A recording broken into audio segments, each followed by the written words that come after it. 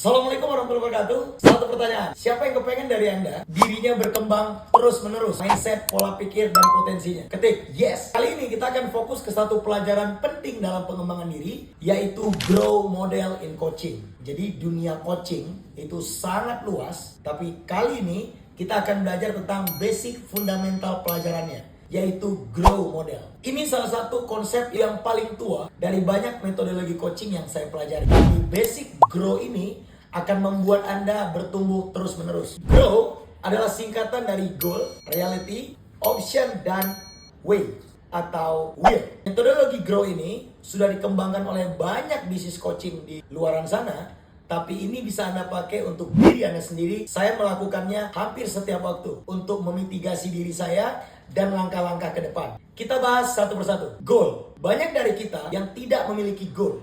Rata-rata orang yang malas itu sebenarnya punya persoalan di sini. Mereka bukan malas, mereka tidak punya tujuan.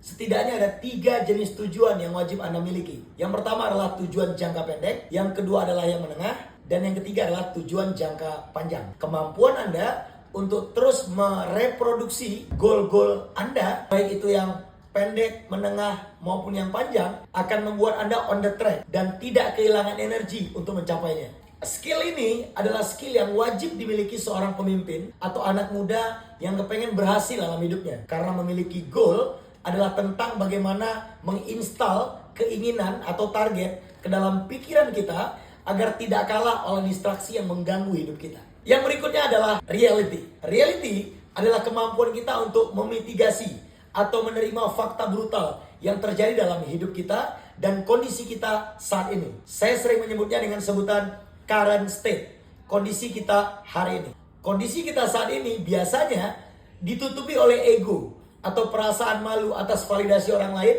sehingga kita tidak clear untuk menerima kondisi kita. Sekali lagi, banyak orang yang gagal setelah ikut acara motivasi karena dia tidak melihat dirinya. Tugas Anda adalah memitigasi diri Anda agar Anda fokus ke posisi Anda, bukan posisi orang lain. Motivasi penting, tapi dedikasi untuk eksekusi harian dan constant and never ending improvement itu lebih mahal daripada motivasi itu sendiri. Setelah faktanya Anda terima dalam diri Anda, lingkungan Anda, bisnis Anda, dan kondisi organisasi Anda, baru kita masuk ke langkah yang ketiga, yaitu option. Option adalah pilihan-pilihan solusi yang Anda buka selebar-lebarnya agar ruang-ruang solusi atas kondisi yang Anda hadapi bisa keluar semua. Gali sebanyak-banyaknya. Solusi A, B, C, Z, bebas. Tulis semua. Kumpulan option ini akan terus-menerus Anda gali dan membuat otak Anda berkembang dan bertumbuh untuk mencari solusi-solusi yang mungkin tidak Anda pikirkan sebelumnya. Jadi metodologi ini sangat efektif untuk mendatangkan banyak ide-ide baru atas kondisi yang Anda hadapi. Yang terakhir adalah will. Ini bicara tentang komitmen. Dari sekian banyak solusi tadi, mana 3-4 hal yang bisa Anda lakukan segera? Anda prioritaskan. Kalau Anda mau belajar tentang prioritas, Anda belajar ke videonya Eisenhower ya. Anda prioritaskan. Setelah keluar kegiatan-kegiatannya atau solusi-solusinya, Anda fokus melakukannya saat ini juga. Banyak sekali orang gagal di luar sana, itu bukan karena bakat, tapi tidak komitmen untuk melakukan tindakannya. Dan ini sangat penting. Ada suatu pertanyaan aneh yang pernah saya dengar dari tim saya ketika saya berikan tugas dan langkah-langkah strategi. Pertanyaannya adalah, Pak, kalau saya sudah melakukannya tapi tetap tidak berhasil, gimana? Saya tertawa dan mengatakannya balik. Kamu lakukan dulu. Karena setelah tuntas melakukan satu kegiatan dan target, di titik itu perspektifmu akan berubah. Cara pandangmu akan berubah. Strategimu mungkin berganti atau bertambah. Jadi eksekusi atau komitmen kita terhadap tindakan membuat kita bergeser hari demi hari. Inilah yang membuat hidup kita menjadi bahagia. Ingat, kebahagiaan itu berasal dari progres.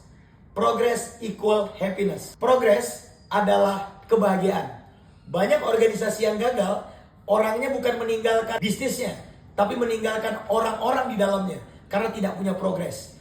Termasuk diri Anda. Anda akan jenuh kalau Anda tidak punya progres. Hari ini harus lebih baik daripada yang kemarin. Dan besok harus lebih baik daripada hari ini. Konsep ini sederhana, tapi kalau Anda lakukan, Anda akan berhasil di bidang yang Anda pilih. Grow model ini bisa Anda kembangkan dan Anda bagi setiap hari atau setiap minggu untuk bisnis, organisasi, atau diri Anda sendiri. Dengan metodologi ini, Anda akan bertumbuh terus-menerus. Bagi saya, pertumbuhan adalah harga mati bagi seorang pemimpin organisasi. Dan pastikan, pertumbuhan ini Anda mulai dari diri Anda sendiri. Terima kasih, semoga bermanfaat. Saya Syafendi. Wassalamualaikum warahmatullahi wabarakatuh. Thank you.